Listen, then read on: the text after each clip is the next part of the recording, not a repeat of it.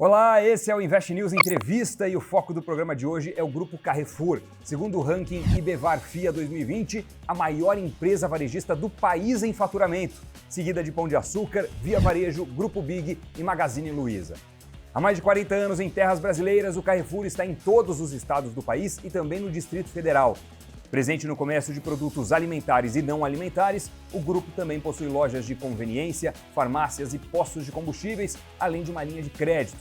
No terceiro trimestre, as vendas totais somaram 19,3 bilhões de reais e tiveram uma alta de quase 30% na comparação com o mesmo período do ano passado. Para conversar comigo, o nosso entrevistado é o Stefan Ingeliard, vice-presidente de Relações Institucionais do Grupo Carrefour Brasil.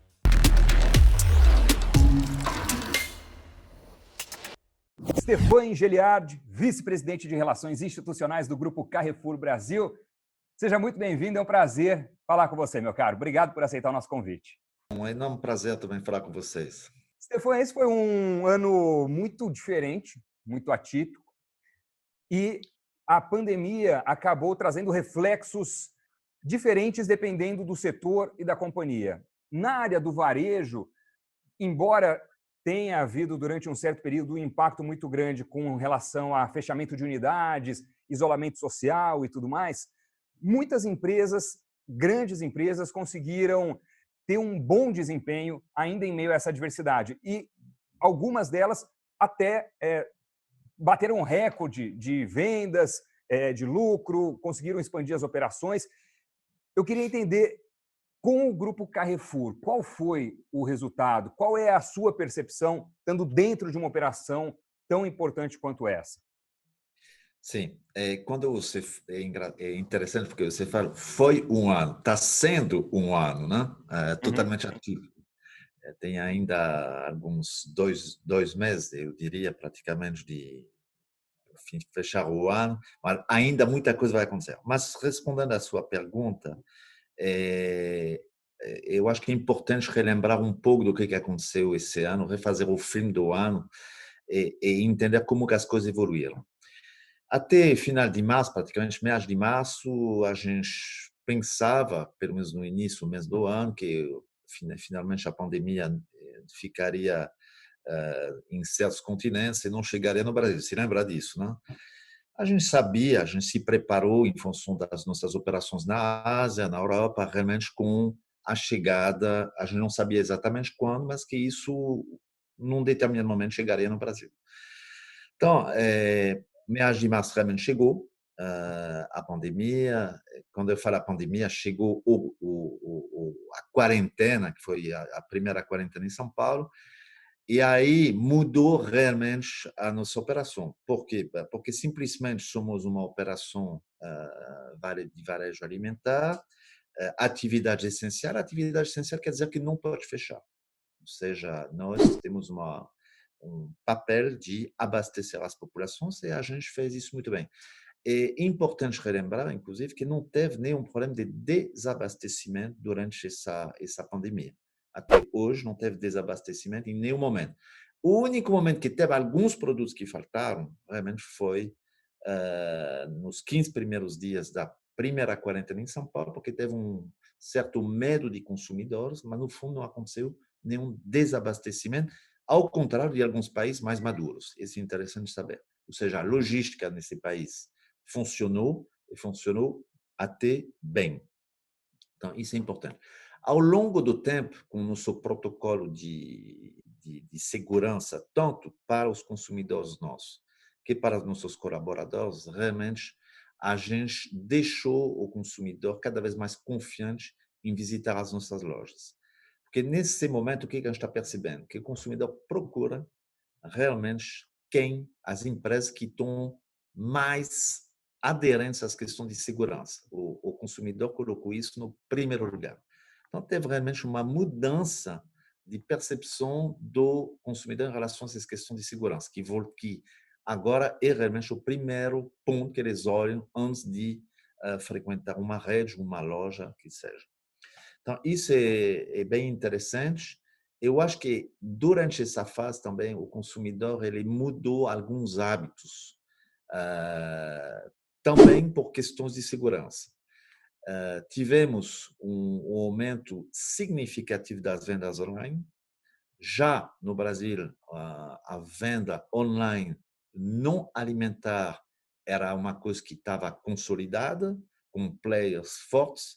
A notícia e a novidade, realmente, é que o online alimentar cresceu muito.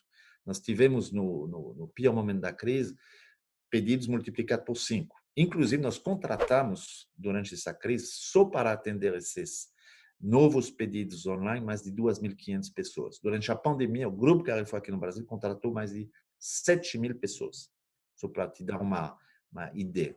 Então, como o comércio, de uma forma geral, durante a quarentena, ficou fechado, realmente teve uma procura muito grande de consumidores nas lojas, de uma forma geral, de varejo alimentar, mas em particular nas nossas lojas. Então, tivemos realmente um aumento de venda muito forte no online e uma venda também que cresceu no físico. Então, eu acho que isso é o ponto mais interessante dessa pandemia para nós, e sem esquecer que esse consumidor ele está cada vez mais exigente. Por exemplo, a gente vê com a reabertura da economia que o consumidor não está mudando muito, não está voltando como era antes.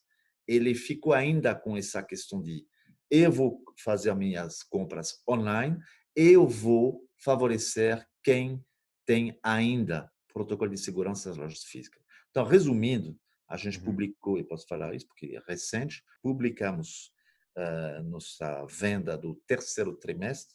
No terceiro trimestre, nós tivemos um aumento de venda de 30%, 29,9% em relação ao ano passado. Então, realmente, isso vem já de um trabalho muito grande antes da pandemia, que a gente tem um propósito muito claro nas nossas lojas físicas, um ecossistema que funciona muito bem, com a Atacadão, com as lojas Carrefour, com o e-commerce. Esse ecossistema já estava forte e a pandemia realmente acelerou esse movimento. Quanto que o e-commerce representava das vendas de vocês antes da pandemia e quanto que representa hoje?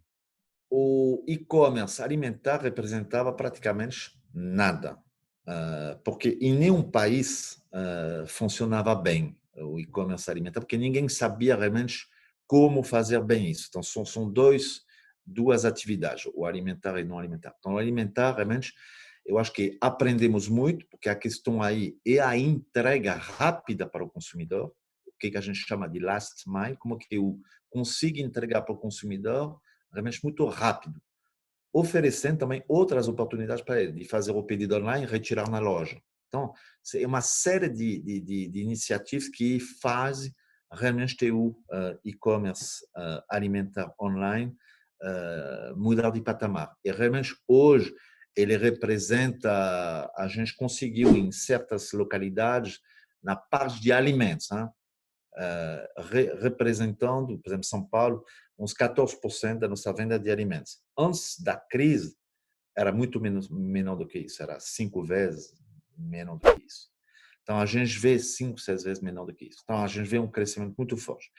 A questão do e-commerce de não alimentos, ou seja, para simplificar, tudo que é eletro, esses itens de eletrodoméstico, já estava muito consolidado no Brasil, tem alguns players muito fortes, e já tinha um share relevante nas vendas nossas, representando mais ou menos, no nosso caso, uns 30% das nossas vendas de não alimentos. Então, você vê uma venda online de não alimentos já que estava bem consolidada, mas que se fortaleceu, e realmente um boom na venda de alimentos online.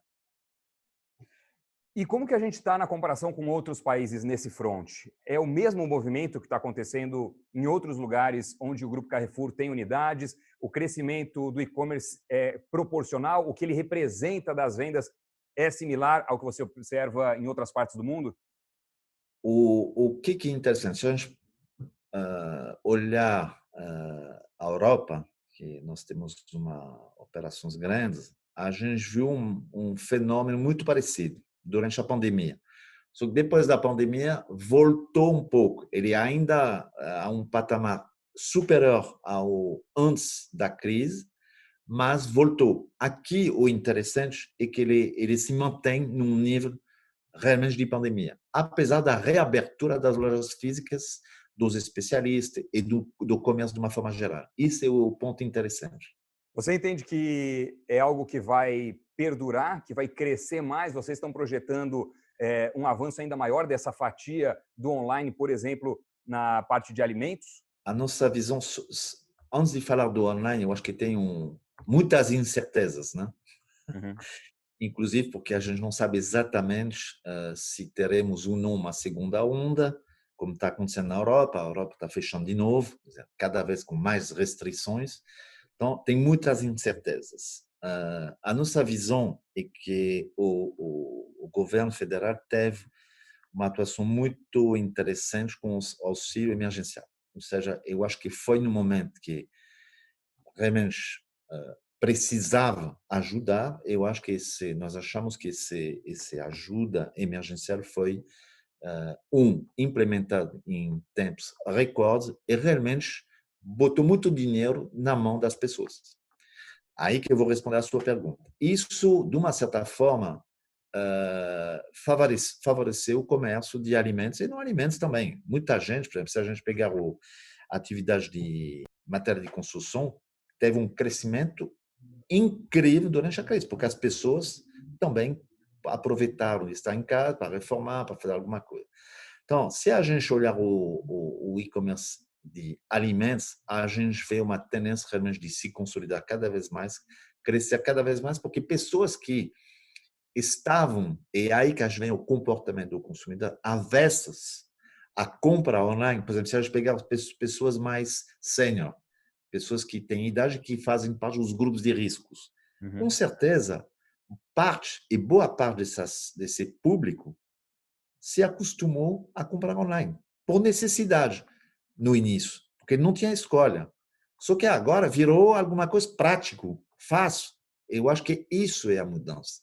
Eu acho que é uma mudança realmente grande de comportamento de consumidor. E essa é para ficar. Vocês chegam a fazer alguma projeção do tamanho da fatia do e-commerce para 2, 3, 5 anos? O que eu posso te dizer é o seguinte, que em 3 meses de pandemia, do momento realmente que teve o comércio de uma forma geral fechado, lojas físicas fechadas, nós fizemos no nosso plano de 3 anos em 3 meses. Então, você pode imaginar, se lembra que o Juscelino Kubitschek tinha um Uhum. plano para fazer 50 anos em 5 anos. Uhum. Nós não tínhamos esse plano, mas fizemos, de fato, 3 anos em 3 meses. Então, respondendo à sua pergunta, o que a gente viu é uma aceleração muito forte desse movimento e que a gente entende que vai ficar. Agora, te dizer que vamos fazer 10 anos em 6 meses, eu não sei. Uhum.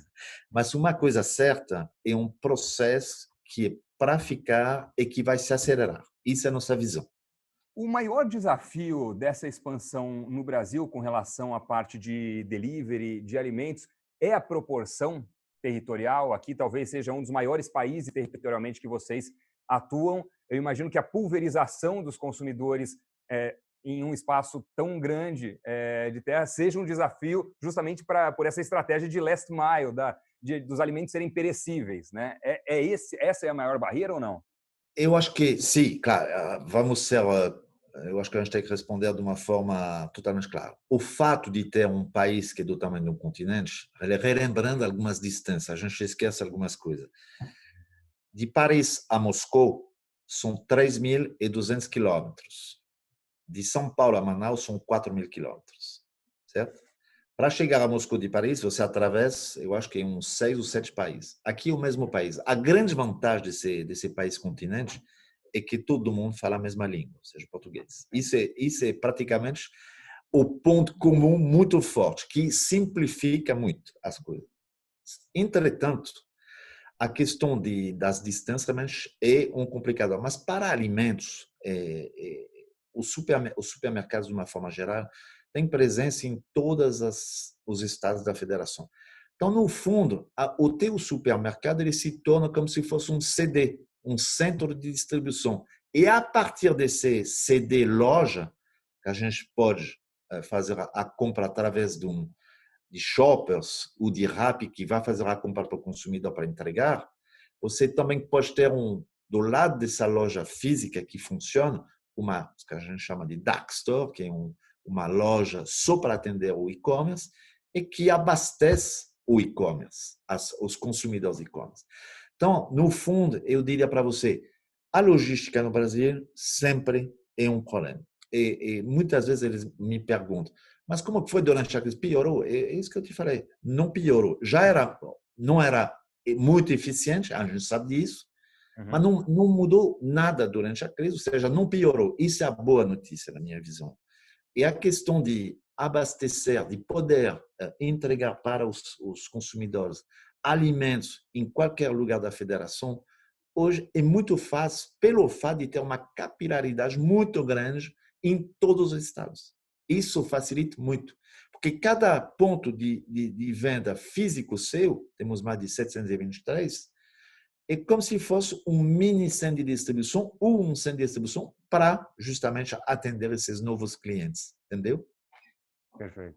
Você mencionou que a própria presença internacional do grupo possibilitou a vocês ter uma percepção mais rápida, mais precisa do impacto da pandemia e assim se preparar de forma mais consistente para a chegada dela aqui, antes até mesmo de muitas outras empresas e setores do mercado brasileiro. De que forma foi essa preparação? Que mudanças, que medidas vocês adotaram? Foi o fortalecimento do e-commerce antes desse boom? Foi a implementação de medidas de protocolos de segurança diferentes? Qual foi essa mudança que fez com que vocês dessem um passo antecipado? Eu acho que o ponto mais importante, porque a gente tem operações na Ásia, na Europa. Então, começou 3 meses antes do Brasil, aliás, 4 meses começou na Ásia, na China. Uhum. Depois foi a Europa.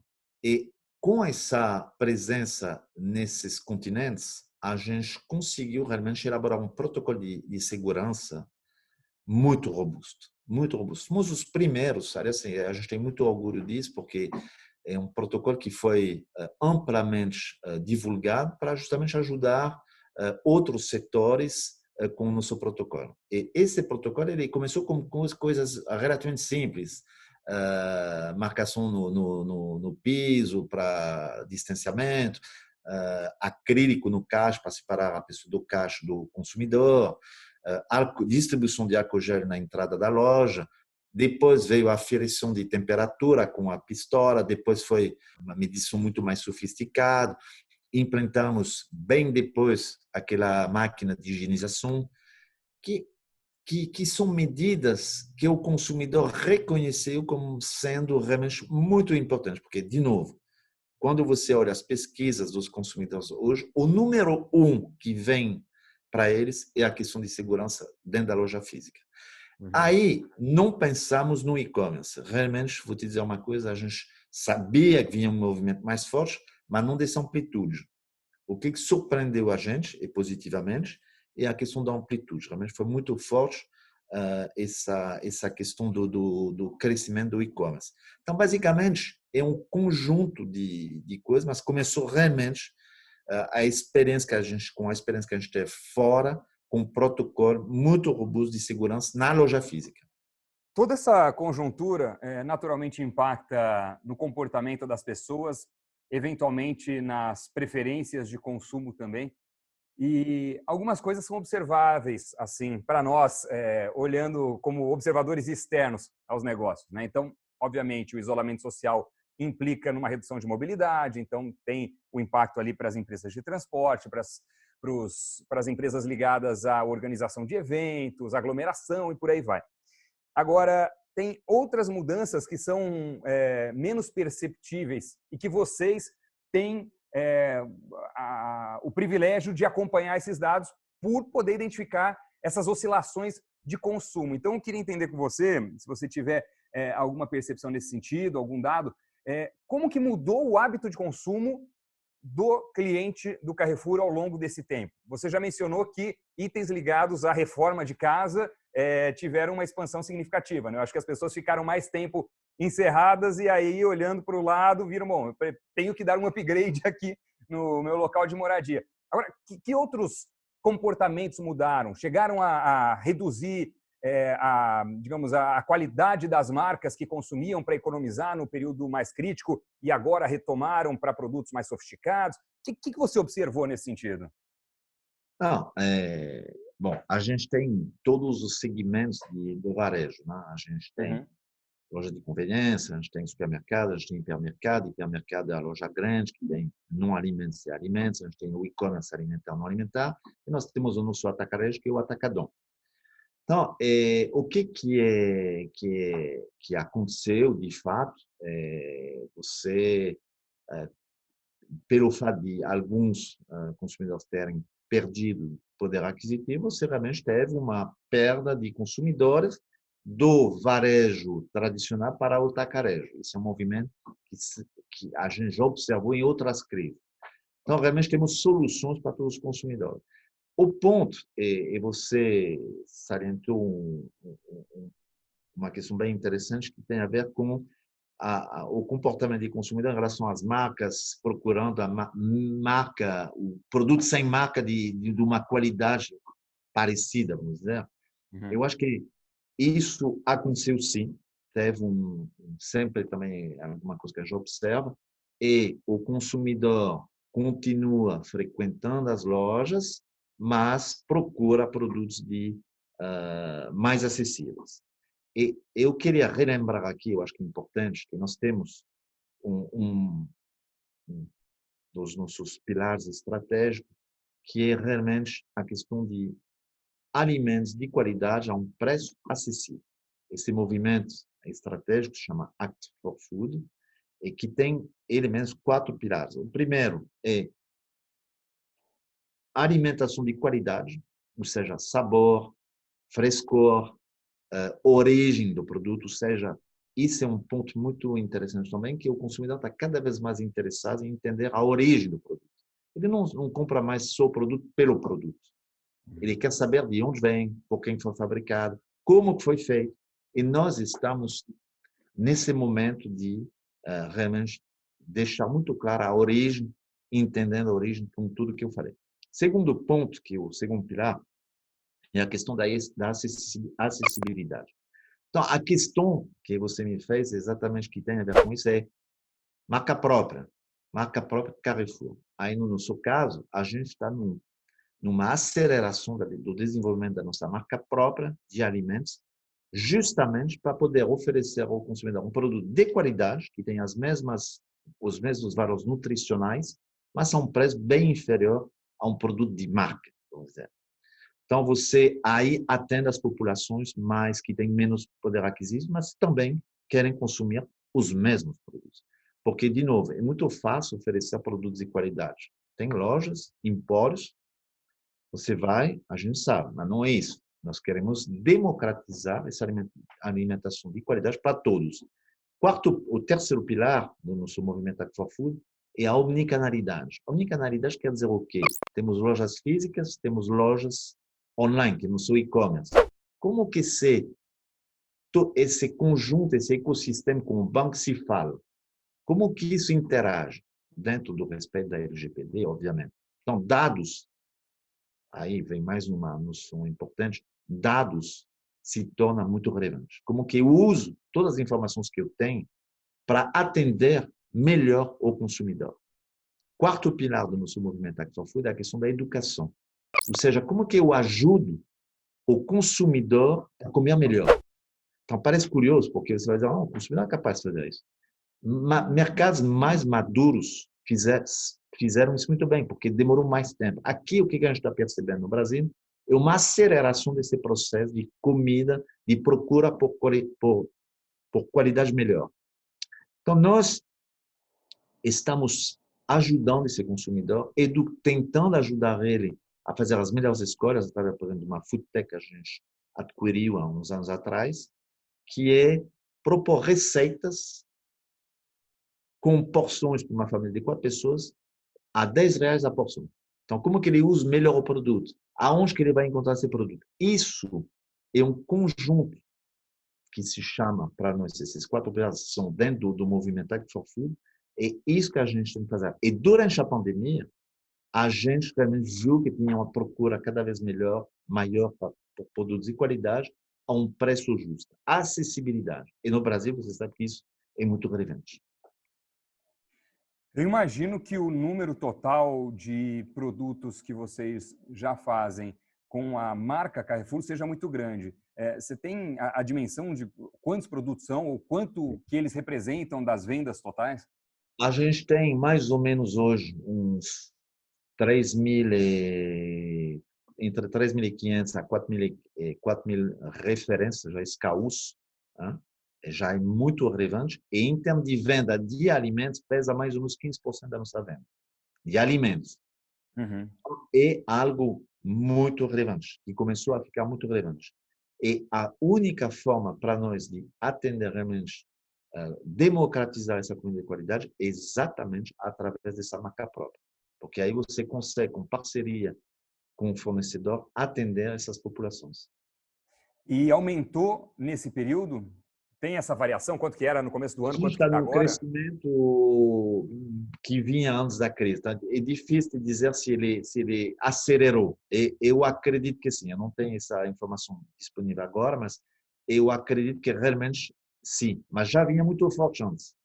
Que a gente iniciou essa jornada há menos de 3 anos, de uma forma mais consolidada, como sendo um plano muito claro para nós de crescimento da marca própria. Quais são os investimentos que vocês estão prevendo para os próximos anos, a estratégia de expansão da marca? Qual que é o horizonte dos próximos 3, 5 anos no negócio de vocês?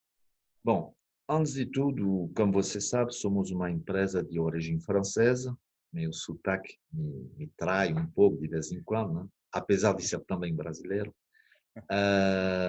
Nós, esses últimos 5 anos, investimos todo ano mais de 2 bilhões de reais.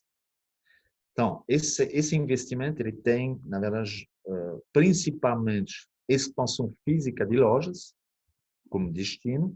A gente está abrindo, na média, 20 atacadões por ano, que são lojas grandes de atacarejo. Somos líder absoluto como atacarejista no Brasil, através da nossa marca Atacadão.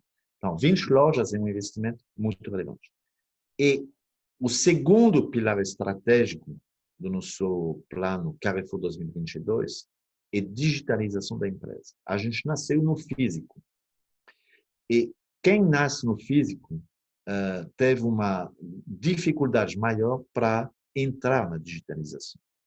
E digitalização não é só e-commerce, é mudança de cultura e forma de ver as coisas diferente e simplesmente ser digital. Ou seja, cada vez mais digital requer investimentos. Então, estamos investindo bastante dinheiro também na questão dessa digitalização e entender como que a gente pode capturar melhor os dados para ajudar sempre mais o consumidor na compra dele, que ela seja física ou que ela seja online.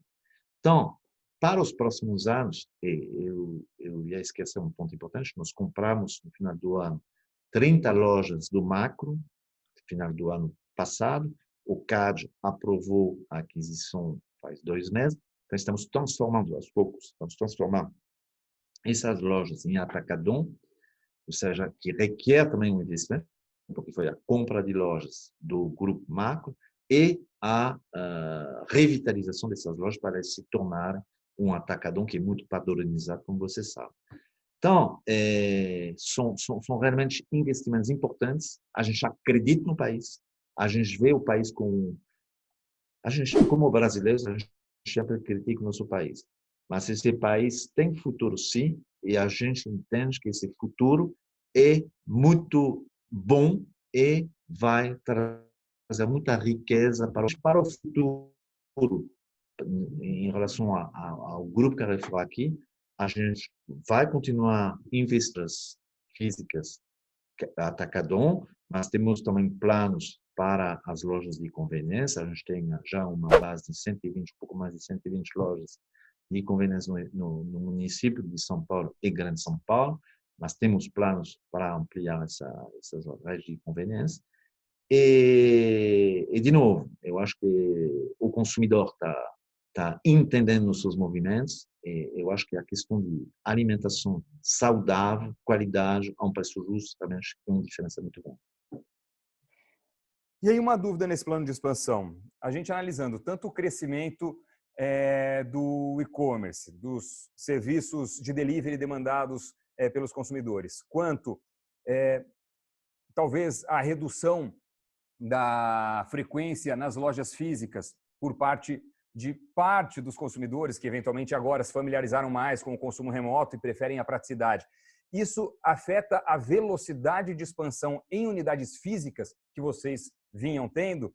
Ou, em outra medida, há uma adaptação do plano, por exemplo, para reduzir o tamanho das estruturas físicas, privilegiando o comércio eletrônico, ou não? Os dois continuam em paralelo e a expansão física segue na mesma toada prevista antes da pandemia? Bem interessante. Nas lojas de varejo, seja hipermercado, que são as maiores lojas, a gente já fez um movimento alguns anos atrás de redução do tamanho dessas lojas. Porque realmente eram lojas de, muitas vezes, superior a 10 mil metros quadrados, ou mais. Na França, o primeiro hiper, eu acho que tinha 22 mil metros quadrados. Você imagina o tamanho da loja. Então, nós já fizemos esse movimento, e inclusive é bom porque você, reduzindo o tamanho dessas lojas, você pode levar para o espaço, trazer para o espaço liberado parceiros importantes, tipo especialista em esporte, especialista em alguns itens que faz uma atratividade maior dessa localização. Então, isso já aconteceu. Na questão do atacarejo, nós não temos planos de redução. Por quê? Porque tem algumas regiões que já têm uma densidade de lojas relevante, mas quando você olha o país, e como você falou muito bem, o tamanho desse país, tem ainda regiões que são carentes de atividade de comércio de alimentos. E tem oportunidades ainda grandes, principalmente na questão do atacarejo. Mas não quer dizer que não tem espaço, por exemplo, loja de conveniência também vai se tornar, está cada vez mais claro, que faz parte, é um formato importante para o consumidor, que faz uma compra de recomposição, ou simplesmente pessoas que trabalham em escritórios, tem uma loja no térreo do prédio comercial, faz todo o sentido. Então, tem muito espaço ainda para crescer. Então, respondendo à sua pergunta, vamos, sem dúvida, manter os dois crescendo. Para finalizar, uma última pergunta. Você mencionou dados impressionantes aí de contratação ao longo desse ano, 7 mil pessoas durante a pandemia. A expectativa é aumentar as contratações daqui para frente, é manter o quadro atual, é otimizar, juntando operações e reduzindo o número de funcionários? Qual que é a expectativa nesse front? A nossa média de contratação dos últimos 5 anos foi da ordem de 5 mil contratações líquidas, né? Porque nós tem demissão, nós tem mais contratações, mas líquidos 5. Então, é muito relevante, sabendo que a gente tem hoje 88 mil funcionários, a gente está beirando os 90 mil. Então, respondendo claramente à sua pergunta, esse movimento de contratação vai continuar pela expansão das lojas físicas e pela consolidação e crescimento contínuo agora do e-commerce, da venda online, tanto nos alimentos que no não alimentos. Relembrando que a nossa ambição no e-commerce alimentar é ser o primeiro player no Brasil, que já somos. No e-commerce não alimentar, nossa ambição é ser um dos 7 primeiros. Então, é uma ambição muito grande e, para isso, fazer acontecer isso, a gente precisa de pessoas. Somos uma empresa de pessoas e isso não vai mudar. Eu queria agradecer demais essa conversa, desejar toda sorte, sucesso aí nesse trabalho de crescimento, de expansão, parabenizar pelos resultados do trimestre e do ano, que sem dúvida foram muito expressivos, e existe toda uma externalidade positiva quando você tem um grande grupo atuando de forma eficiente, crescendo, expandindo, prosperando. Acho que toda a sociedade acaba se beneficiando também. Então, muito obrigado por aceitar esse convite e Muito sucesso aí nas próximas etapas. Muito obrigado a você.